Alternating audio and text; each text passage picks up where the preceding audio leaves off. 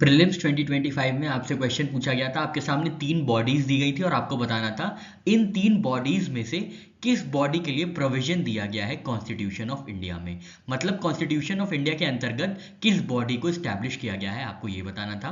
पहली बॉडी दी गई थी the inter state council, second body दी गई थी द नेशनल सिक्योरिटी काउंसिल और थर्ड बॉडी दी गई थी जोनल काउंसिल्स। अब आपको बताना था इन तीन स्टैब्लिश्ड बॉडीज में से कौन सी बॉडीज हैं वो as per provisions of constitution of India establish की गई हैं। तो इसका सही आंसर है ऑप्शन ए, ओनली वन। सिर्फ एक बॉडी है इन तीन बॉडीज में से जिनको कॉन्स्टिट्यूशन ऑफ इंडिया के प्रोविजन से स्टैब्लिश किया गया है।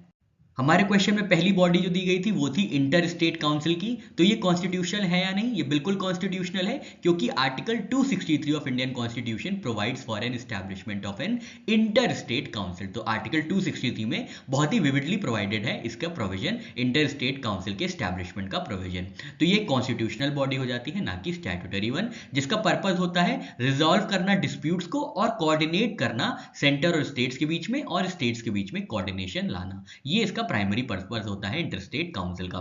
इसको कॉन्स्टिट्यूट किया जाता है प्रेसिडेंट द्वारा अगर ये लगता है कि पब्लिक इंटरेस्ट में it is necessary to form such a body. ठीक है, तो ये आपको याद रखना है। आर्टिकल 263 के अंदर इंटरस्टेट काउंसिल का जिक्र है जिसको बनाया जाता है प्रेसिडेंट के द्वारा। ठीक है, तो ये इंटरस्टेट काउंसिल एक कॉन्स्टिट्यूशनल बॉडी है, आर्टिकल 263।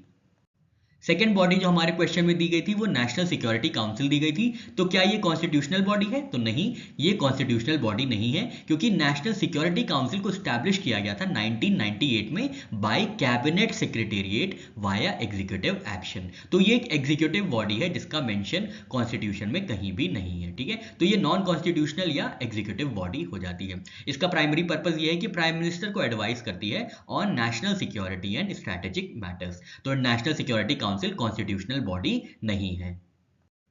थर्ड जो बॉडी दी गई थी हमारे क्वेश्चन में वो थी जोनल काउंसिल्स। तो जोनल काउंसिल भी बिल्कुल कॉन्स्टिट्यूशनल बॉडी नहीं है। इनको फॉर्म किया जाता है under state reorganisation act of 1956, जिसमें सेक्शन 15 टू सेक्शन 22 बात की गई है जोनल काउंसिल्स की। तो जोनल काउंसिल्स क्या है? ये स्टैट्यूटरी बॉडी है, ना कि कॉन्स्टिट्यूशनल बॉडी है, which are established under state organisation act of 1956। इनका ऑब्जेक्टिव क्या होता है? इनका ऑब्जेक्टिव ये होता है कि इंटर स्टेट कॉपरेशन और कोऑर्डिनेशन को एनहांस किया जाए in specific zones, northern zone, southern zone, eastern zone, western zone and central zone. तो जोनल काउंसिल जो है ये स्टैट्यूटरी बॉडीज हैं, ना कि कॉन्स्टिट्यूशनल बॉडीज हैं। तो यहां से हमारा ऑप्शन ए बिल्कुल सही होता है, only one body is established as per the constitution of India, that is inter-state council।